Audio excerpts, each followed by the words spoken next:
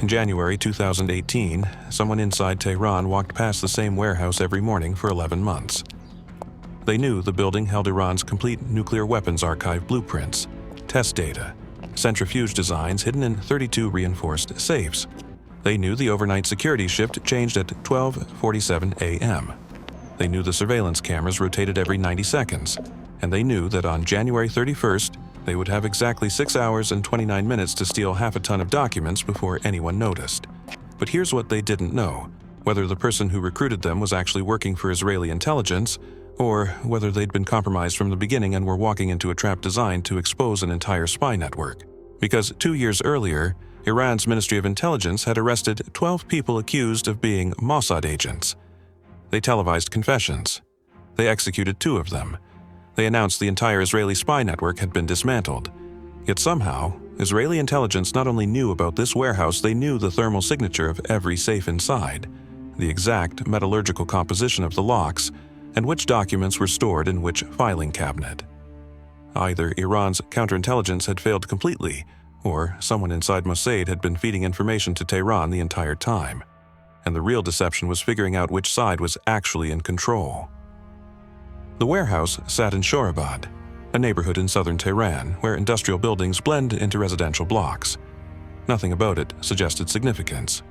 The sign outside read Ahmad Technical Consultants, a defunct engineering firm that had officially dissolved in 2003.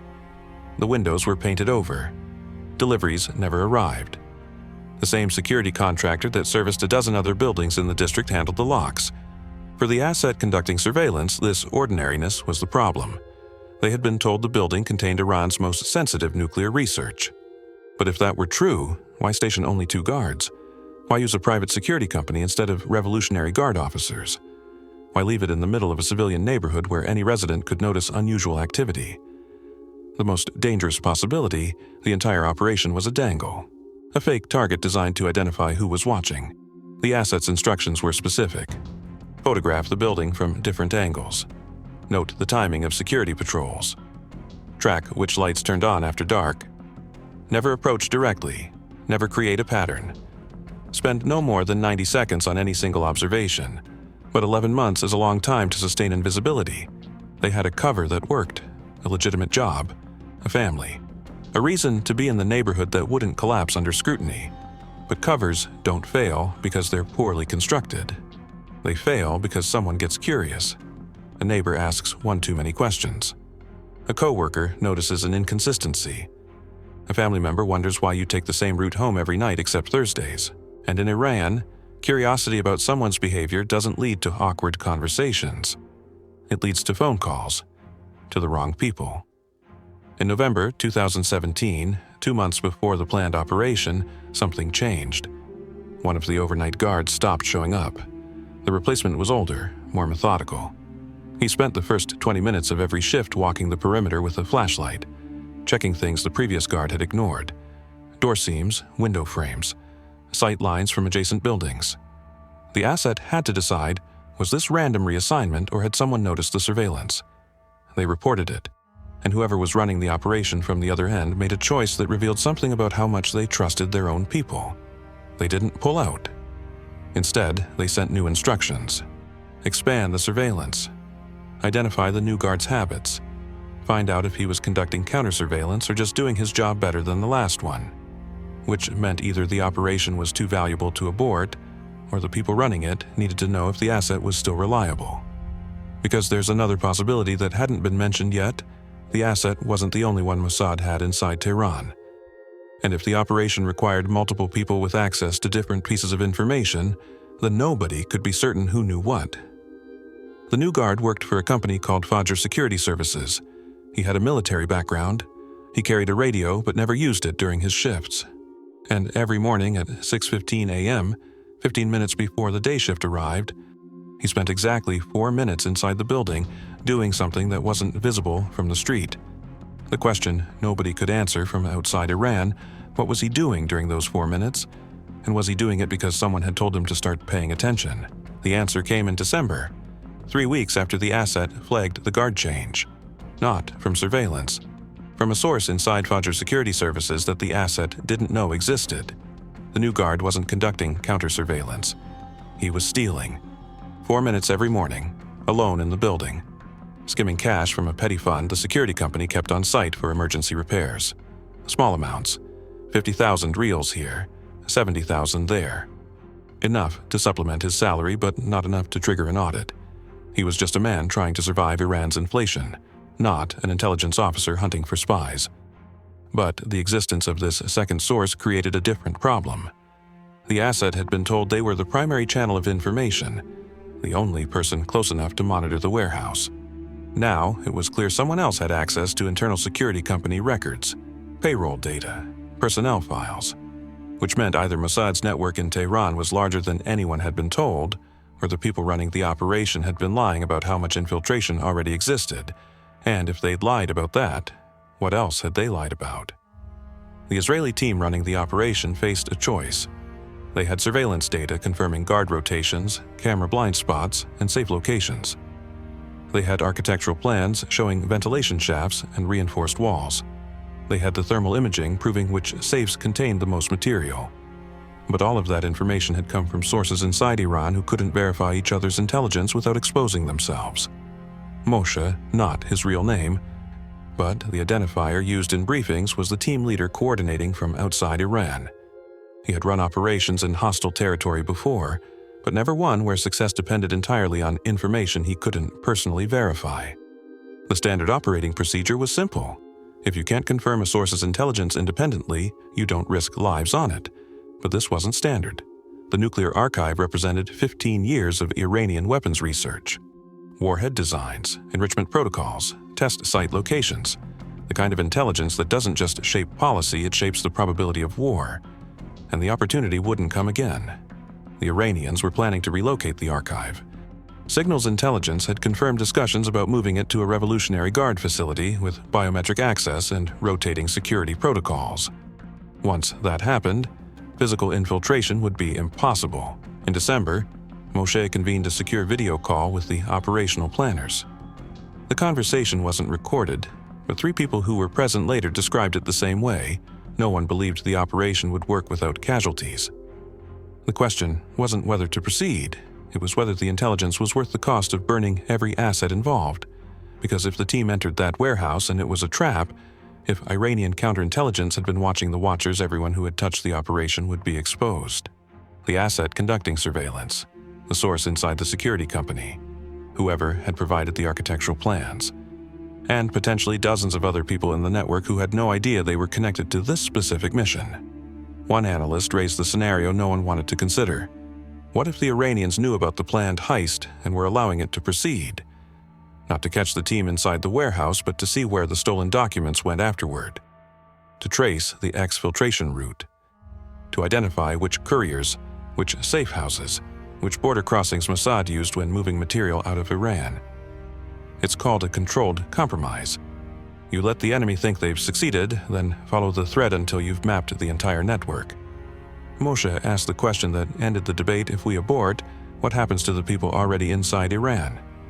Nothing, technically. They'd continue their cover lives. But they'd know they'd spent a year preparing for an operation that was canceled because their intelligence couldn't be trusted, and operatives who think their handlers don't believe them stop taking risks. They become cautious, and cautious assets in Tehran don't last long, because caution creates patterns, and patterns get people arrested. The operation was approved. January 31st, 2018. Final confirmation would come 72 hours before execution. What the Israeli team didn't know, what they couldn't have known, was that Iranian intelligence wasn't completely blind. In October 2017, 3 months before the heist, a mid-level officer in Iran's Ministry of Intelligence and Security filed a routine report. A signals intercept had detected an anomaly: encrypted satellite communications originating from southern Tehran, lasting less than 8 seconds, occurring at irregular intervals over a 6-month period. The transmissions were too short to triangulate, too infrequent to establish a pattern, but they existed.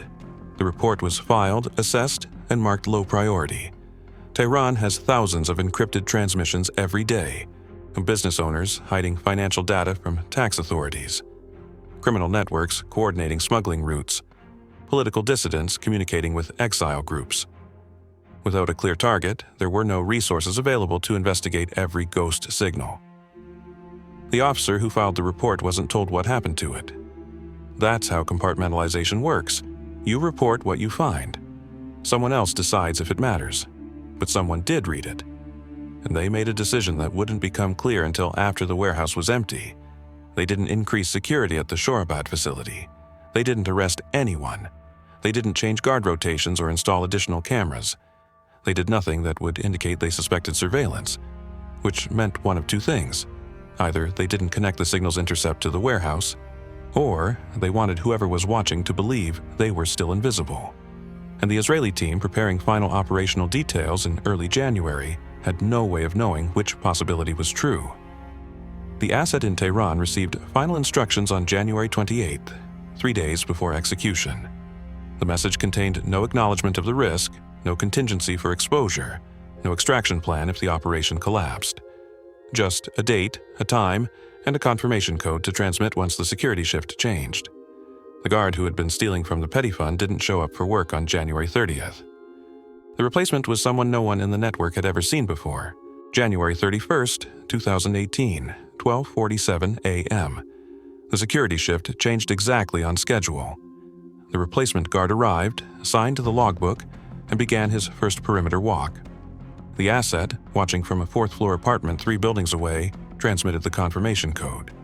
8 seconds of encrypted data sent via satellite uplink to a relay station outside Iran. The team was already in position.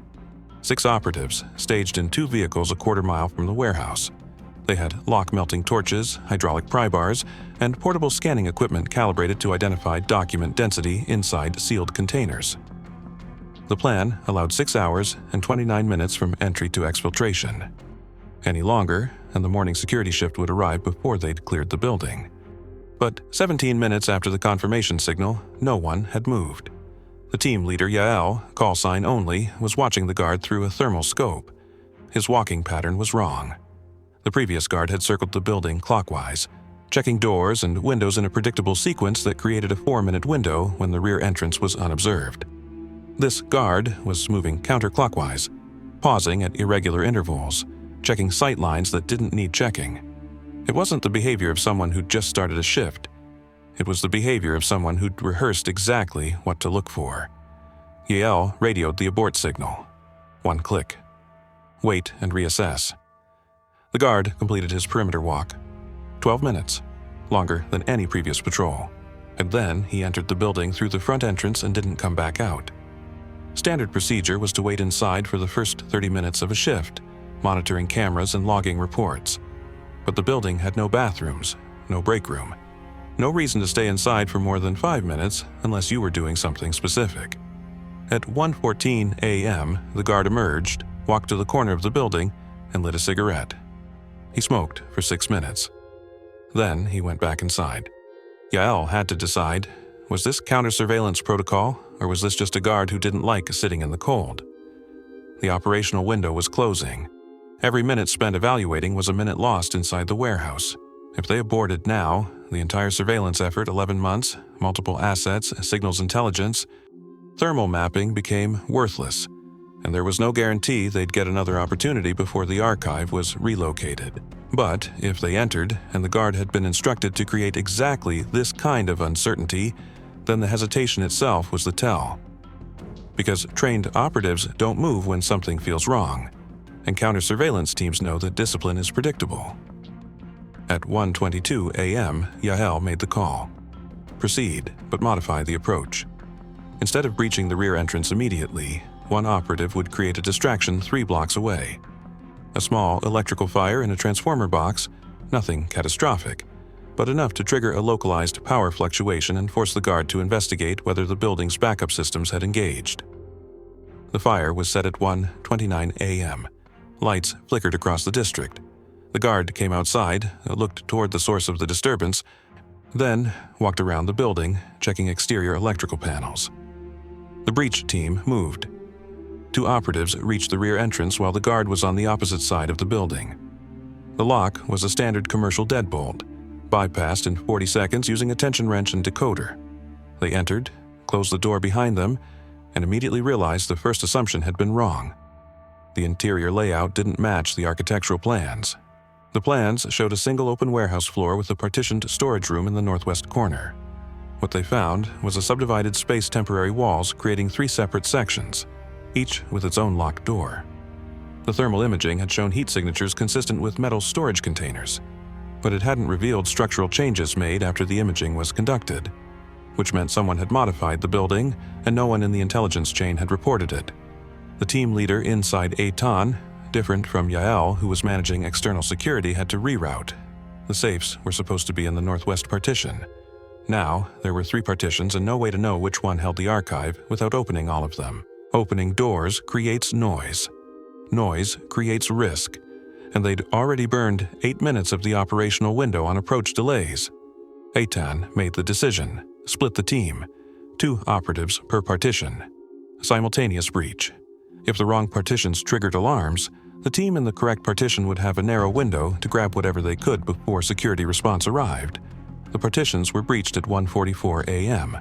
The first partition, cleaning supplies, maintenance equipment, empty shelving, nothing. The second partition, office furniture, disassembled cubicle walls, boxes of outdated computer hardware, nothing. The third partition, 32 reinforced safes arranged in 4 rows, each one marked with a coded label corresponding to document categories. But there was a problem no one had prepared for. 3 of the safes had been opened, not forced. Opened with keys or combinations. The doors were slightly ajar, and the interiors were empty. Either the Iranians had begun relocating the archive ahead of schedule, or they'd removed specific documents after detecting surveillance, or someone with authorized access had been inside recently for reasons unrelated to the operation. The team didn't have time to assess which scenario was correct. They had 5 hours and 41 minutes to open 29 remaining safes, extract the contents, and disappear before shift change. Eitan ordered the operation to continue. The lock-melting torches came out handheld plasma cutters that could compromise a reinforced safe in 6 to 8 minutes, depending on the locking mechanism. The noise was unavoidable. A high-pitched hiss, then the smell of scorched metal. The first safe opened at 1:58 a.m. Inside, binders, USB drives, technical diagrams. Exactly what the intelligence had predicted. The second safe opened at 2:06 a.m. Same contents. By 2:40 a.m., 8 safes had been breached and their contents transferred to reinforced cases. The operation was proceeding faster than projected. The guard outside hadn't reacted to the noise, which meant either the building's insulation was better than expected, or he'd been told not to react. At 2:52 a.m., one of the operatives opened the 9th safe and stopped. Inside was a document that shouldn't have existed. A personnel file with photographs, identity details, and operational summaries. Not Iranian nuclear scientists, Israeli assets. 3 names, 3 faces, 3 cover identities used by people working inside Iran. One of them was the asset who had conducted surveillance on this building for 11 months. The file was dated 4 months earlier. September 2017, which meant Iranian intelligence had identified at least part of the network before the operation was even finalized, and they'd done nothing to stop it. Immediate fallout. Eitan had 30 seconds to decide what the personnel file meant. 3 scenarios, all catastrophic in different ways. First, the file was authentic, and Iranian counterintelligence had been tracking the network for months, allowing the operation to proceed so they could see what Israel considered valuable enough to steal. Second, the file was disinformation, planted to create panic and force the team into mistakes during exfiltration. Third, someone inside Mossad's operational chain had been compromised, and the Iranians knew exactly who to arrest the moment the team left the building. He photographed the document. Then, he made the call that violated every extraction protocol. He transmitted an emergency signal to the asset in Tehran.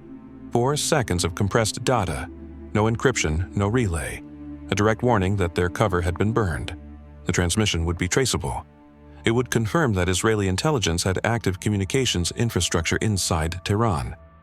It would give Iranian signals intelligence a triangulation point they'd been hunting for months. But if the asset was walking into an arrest in 3 hours, they deserved the chance to disappear. The team continued working. 29 safes, 5 hours remaining. They couldn't abort with half the archive still locked, not after the exposure risk of the emergency transmission. The mathematics were simple. finish the job or guarantee that everyone involved had been burned for nothing. By 6:11 a.m., all accessible safes had been breached. The contents, half a ton of documents, drives, and technical files were loaded into cases designed to look like commercial equipment. The team exited through the rear entrance at 6:16 a.m., 41 minutes before the day shift arrived. The guard was still outside, finishing another cigarette. He watched them load the vehicles. He didn't move. He didn't reach for his radio. He just watched. That's when Yael understood. The guard had been told to let them leave, not because the operation was undetected, because someone wanted to see where they went next. The exfiltration route had been planned for months. Safe houses in 3 districts, vehicle swaps at predetermined points, final extraction through a border crossing in the northwest. But if Iranian intelligence was tracking them, every location on that route would be compromised.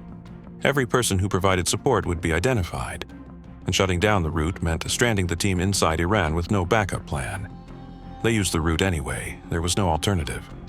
The asset who received the emergency transmission didn't disappear. They went to work. They maintained their cover, because running would confirm guilt, and there was a possibility, narrow, improbable, that the personnel file had been old intelligence, outdated, no longer active. They were arrested 6 days later. Not at home, not at work.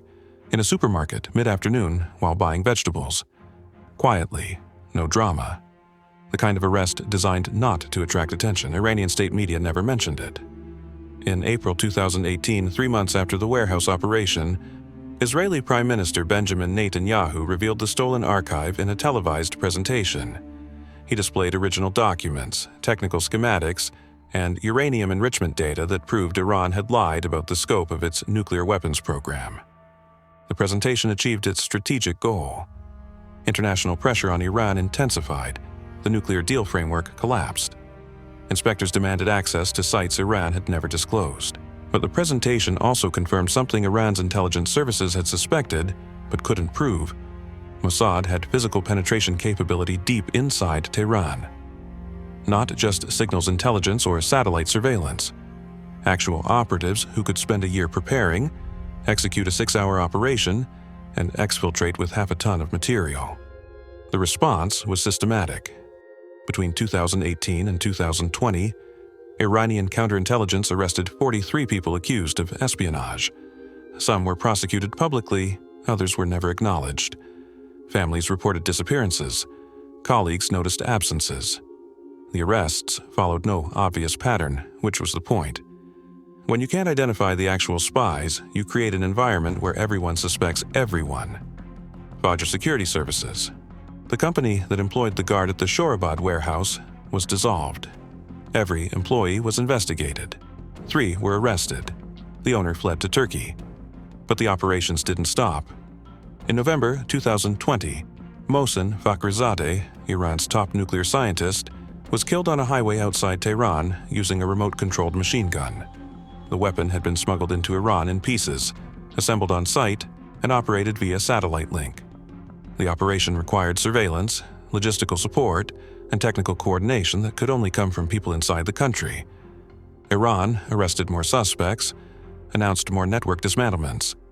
But in 2024, Israeli strikes hit targets inside Iran with precision that indicated real-time intelligence from human sources, not just satellite imagery, which meant either the arrests had been wrong, or Mossad's networks were deeper than Iranian counterintelligence could reach, or both sides were living inside a deception neither fully controlled. The asset arrested in February 2018 was never publicly named. Iranian media published no confession, no trial details, no execution announcement. They simply disappeared from the intelligence reporting, which is worse than confirmation. Because confirmation means the story ends. Disappearance means you never know if they're imprisoned, executed, or turned into a double agent feeding information back into the network. Moshe, the team leader who approved the operation, left Mossad in 2021. Not because of the warehouse, not officially. But people who worked with him said he stopped trusting source reporting the same way after Tehran. He started demanding redundant confirmation for everything, which is how you prevent disasters but also how you miss opportunities. The guard who watched the team load their vehicles and did nothing was found dead 8 months later. Officially, suicide. No investigation, no suspicion, just a closed case that answered no questions. And somewhere in Tehran, someone is still walking past buildings, taking the same route, living the same cover, waiting for instructions that may come from handlers who don't know if they've already been compromised. That's the cost. Not the people who get caught, the ones who don't know if they've been burned until the moment the door opens and it's too late to run.